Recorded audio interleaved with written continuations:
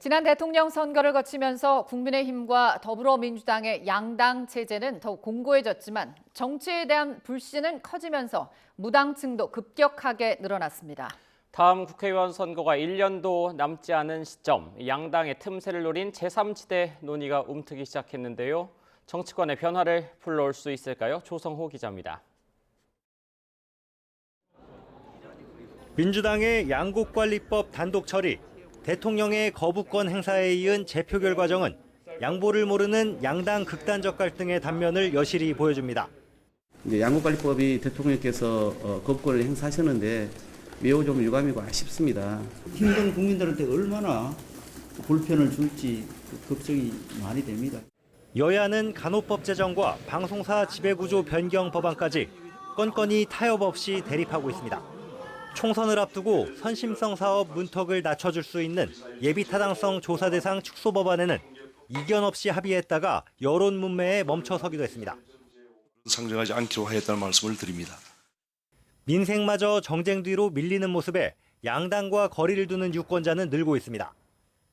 양 진영이 총결집회 대선을 치른 1년 전만 해도 양당 모두 40% 가까운 지지를 받았고 무당층은 16%에 불과했습니다. 하지만 1년 만에 2배로 급증했고 그만큼 양당은 지지를 잃었습니다. 그렇다 보니 국민의힘도 민주당도 아닌 제3지대를 펼치려는 움직임도 꿈틀댑니다. 비주류, 소장파 정치인들이 모인 자리에서 금태섭 전 민주당 의원은 신당 창당을 공식화했고 양당 모두 이끌어본 김종인 전 비대위원장이 힘을 실어줬습니다. 내년 총선 때 수도권을 중심으로 30석 정도의 의석을 차지할 수 있는 세력이 등장하면 내가 옆에서 좀 도와줄 수 있는 능력이 있으면 좀 도와주려고 하는. 정의당에서도 청년층을 중심으로 진영 정치를 극복하자는 취지의 정치 모임을 띄웠습니다. 하지만 정당 역사를 보면 제3세력 전망이 그리 밝진 않습니다. 최근 가장 대표적인 게 국민의힘 안철수 의원이 새정치민주연합을 탈당해 만들었던 국민의당.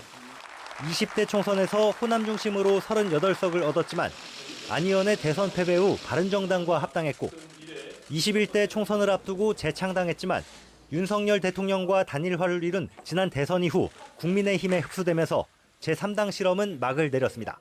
선거 때마다 3당으로 당선 확률이 떨어지면 양당으로 가버립니다. 다만 김종필 전 총리가 이끌던 자유민주연합은 성공 사례로 기억됩니다. 충청을 기반으로 1996년 총선에서 50석을 확보한 뒤 새정치국민회의와 손잡고 김대중 정부 출범을 도왔습니다.